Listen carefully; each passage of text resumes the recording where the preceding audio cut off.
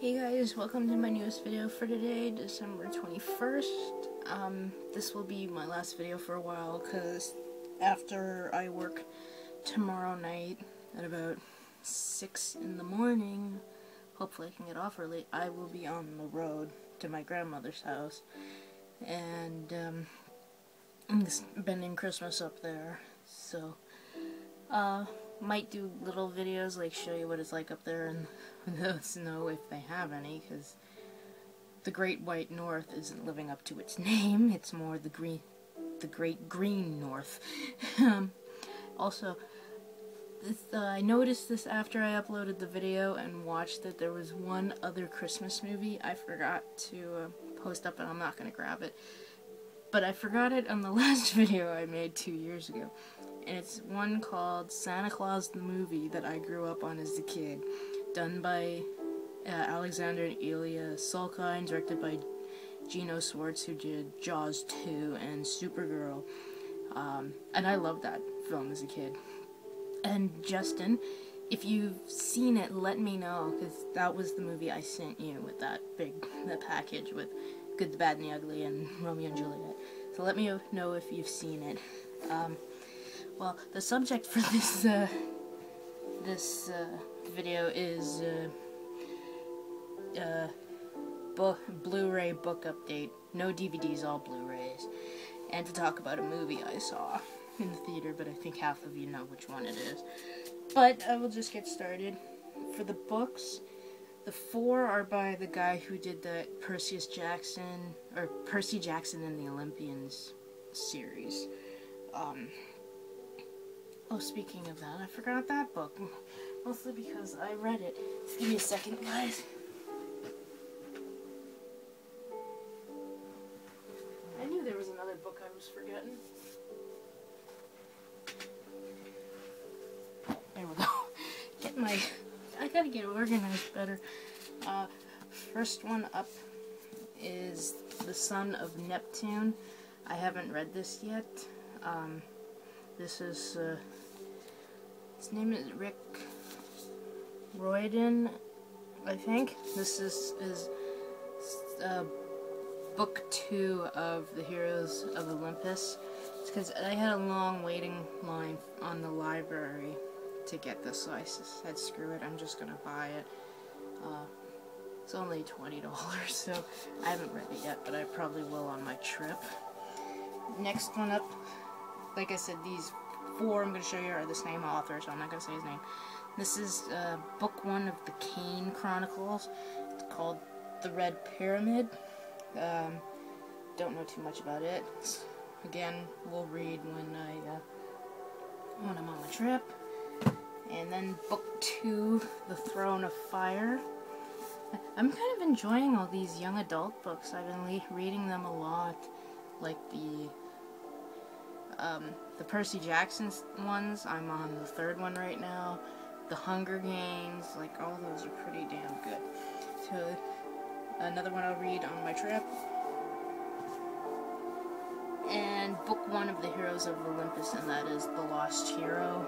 So probably start this pretty soon. Yeah, fuck it, I don't care if it's loud. It's only Trent Reznor, aka God. So, there we go. Next one up is finally, I got the Dune series complete, with Sandworms of Dune, though I will not be able to finish the series this year. I, like, Sword of Storm, or Game of Thrones series, I gave up on that because I wanted to finish the whole series pretty damn quick.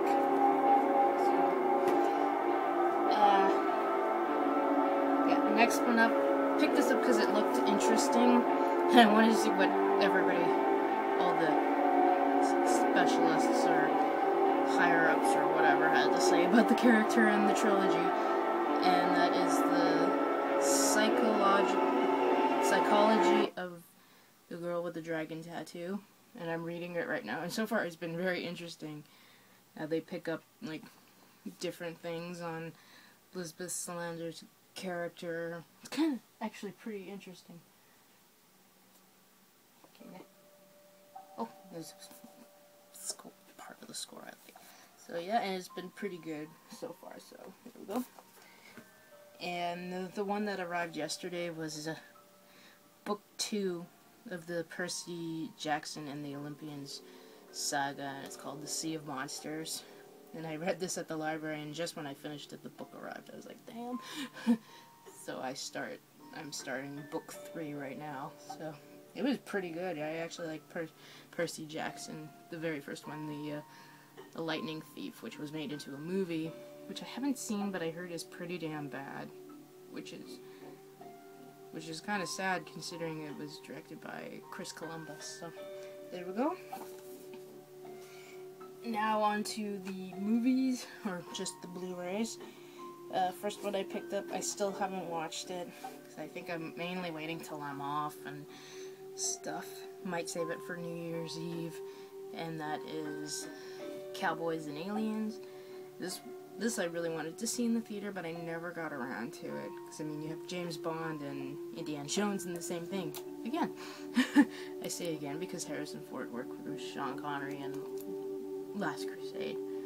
Though I've heard mixed reviews on this, which kind of sucks because it looks so awesome, but I'll let you know what I think of this. So there we go, Cowboys and Aliens.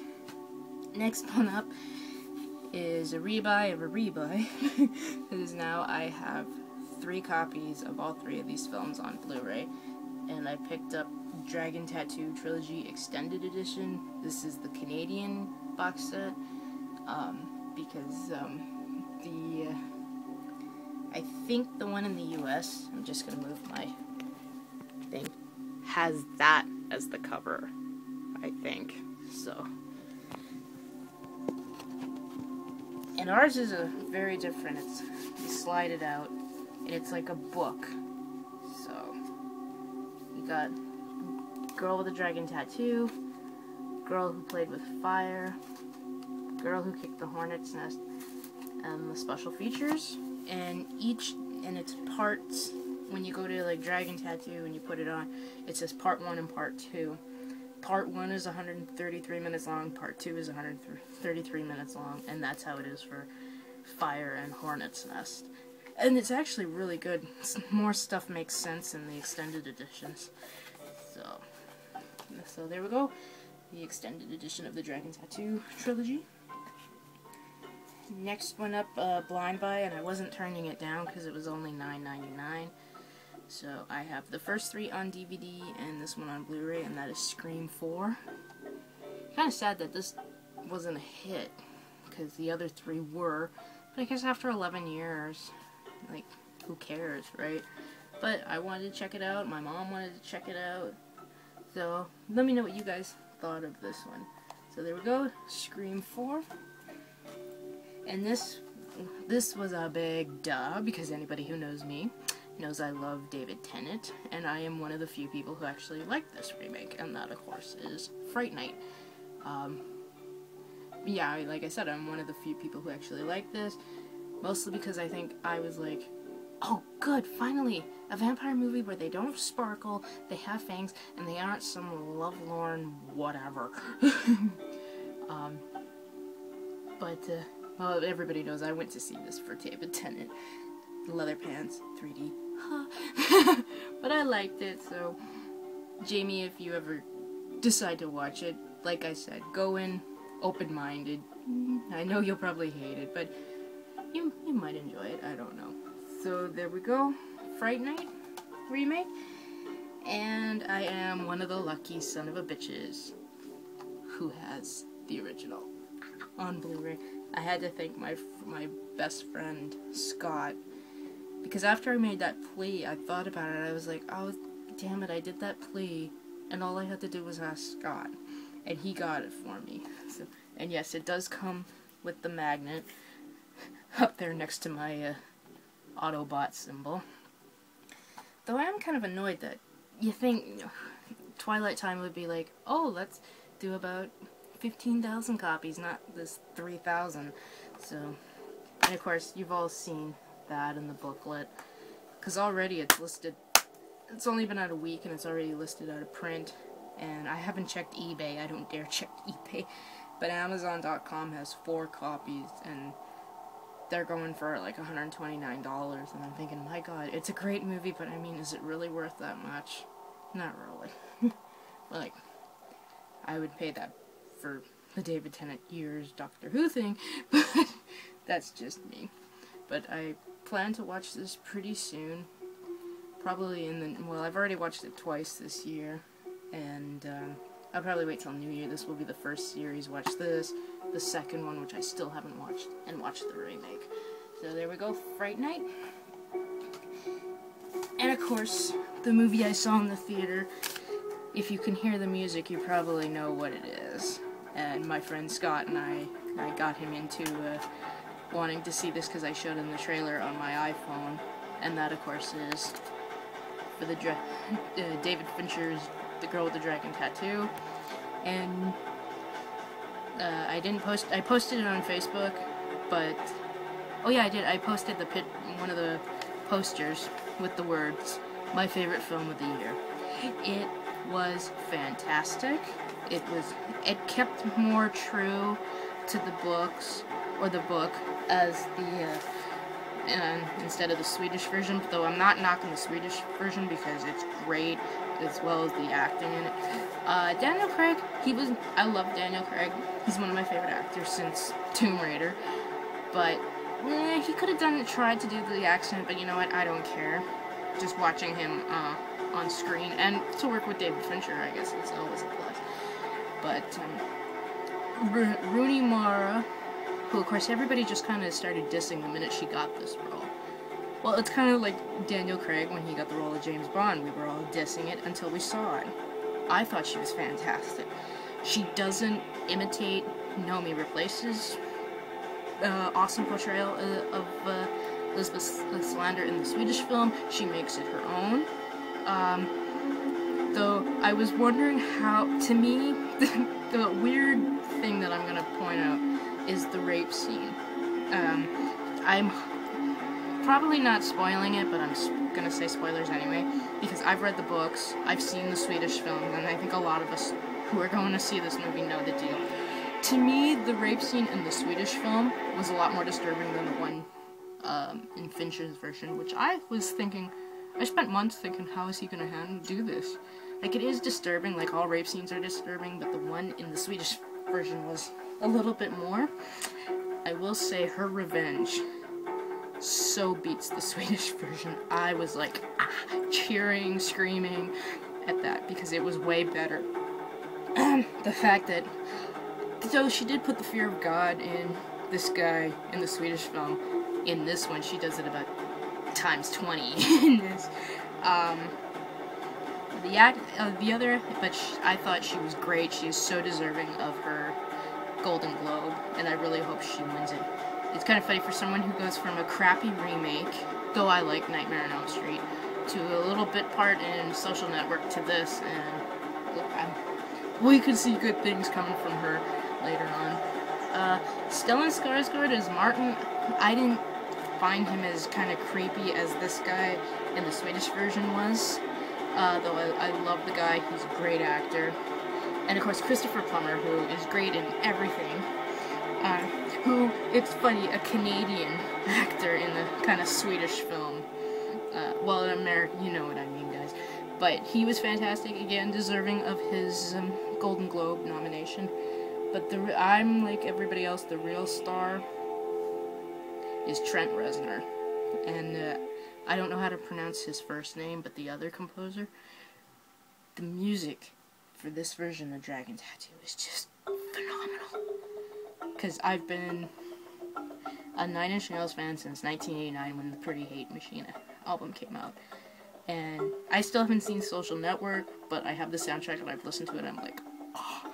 And when the movie started and I heard the music, I literally yelled, "Trent Reznor, you are my god." Because I love Trent Reznor's music. He's a genius. And I do smell another Oscar for that guy. Go away, I'm filming! I should put a sign saying, "Don't come in, I'm filming." Oh, Jesus. But, and David Fincher, is a director I don't really care for. A lot of you said this. I did not like Seven. I think Fight Club is one of the most overrated films I've ever seen. Yet, I love the game. I love Alien 3. I'm one of the many people who probably like Alien 3 over the fourth film. And I like Panic Room. But, I wanted to see how he would, I would say, weave his magic, because the guy's been nominated twice, to this very popular, subject, of course, Dragon Tattoo. And I thought he was brilliant. Didn't, except for, like, the rape scene, which I thought was not as disturbing as it was in the film or the book, the Swedish version. I thought he kept very true to how dark this should be, and it was just an amazing film. Like, I'm not up to going to get Seven or Fight Club. Like I said, I hated Fight Club. It's just, I don't know. And someone said, well, that's a guy's movie, and I was like, hey, there's a lot of, I may be a chick, but some of you know I like some really twisted shit. I like my science fiction. I love my horror. You want chick flicks, you've come to the wrong fucking person.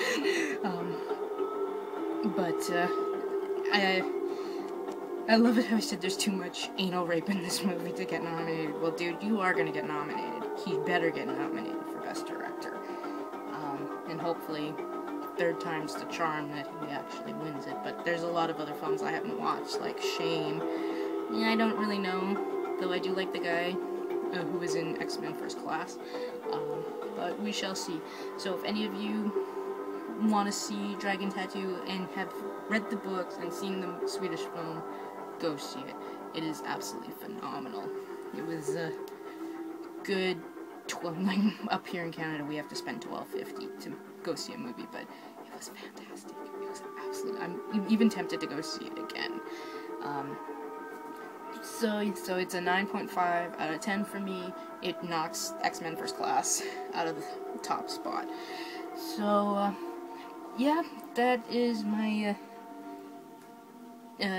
book Blu-ray update with the movie review for Girl with the Dragon Tattoo. No Doctor Who update, because I didn't get anything. There were no DVD releases, though next year shall be fun.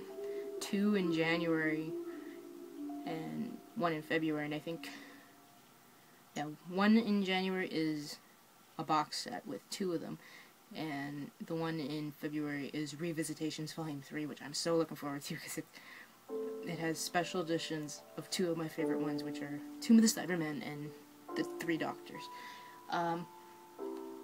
So guys, like I said, after tomorrow night, I am gonna be on the road to my grandma's house, so I might come in online if I can get reception on my iPhone, but I don't know.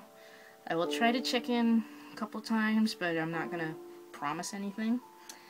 But the one guarantee is I will come on Christmas and leave a little video or leave a comment on Facebook or Twitter or whatever to wish you all a Merry Christmas.